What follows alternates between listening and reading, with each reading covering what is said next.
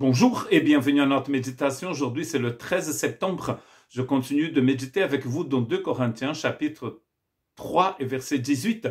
Nous tous qui, sans voile sur le visage, contemplons comme dans un miroir la gloire du Seigneur, nous sommes transformés à son image de gloire en gloire par l'Esprit du Seigneur. La dernière fois que nous avons médité, donc le 11 septembre, nous avons parlé de l'importance de devenir enfant de Dieu. Et c'est en fait à partir de ce moment-là où nous pouvons être métamorphosés, être transformés. Et donc c'est un processus continu du Seigneur dans notre vie.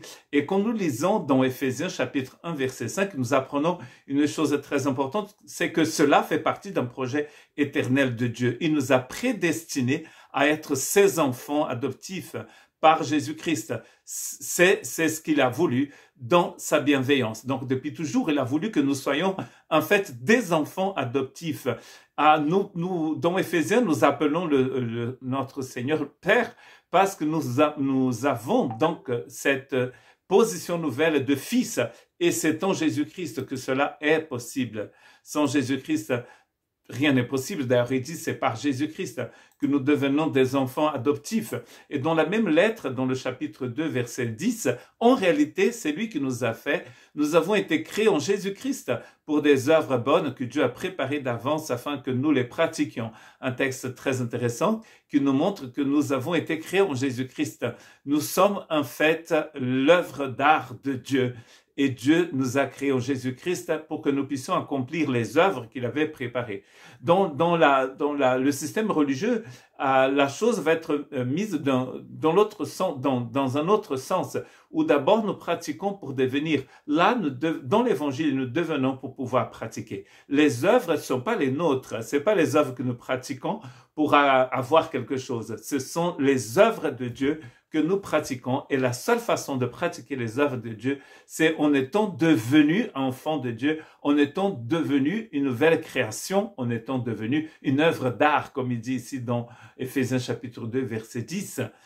Et dans Romains chapitre 8, verset 29, Paul dit, en effet, ceux qu'il a connus d'avance, il les a aussi prédestinés à devenir conformément à l'image de son Fils, afin que celui-ci soit le premier-né d'un grand nombre de frères. Nous sommes devenus donc l'image du Fils de Dieu. Et c'est à cela que Dieu nous a prédestinés. C'est à cela que le projet de Dieu a été mis en place sur cette planète, pour que chacune de ces créatures créées à son image puisse maintenant être créée à l'image du Fils. Et cela n'est pas possible que par la justification, par la rédemption que se trouve en Christ Jésus, dit Paul d'ailleurs en écrivant aux Romains. Dans Hébreux 2, 10, nous voyons une chose très intéressante, c'est qu'ici dit qu'en effet, c'est lui pour qui et par qui toute chose existe, voulait conduire à la gloire beaucoup de fils, et il convenait donc de qualifier parfaitement et lui convenait donc de qualifier parfaitement par des souffrances l'auteur de leur salut.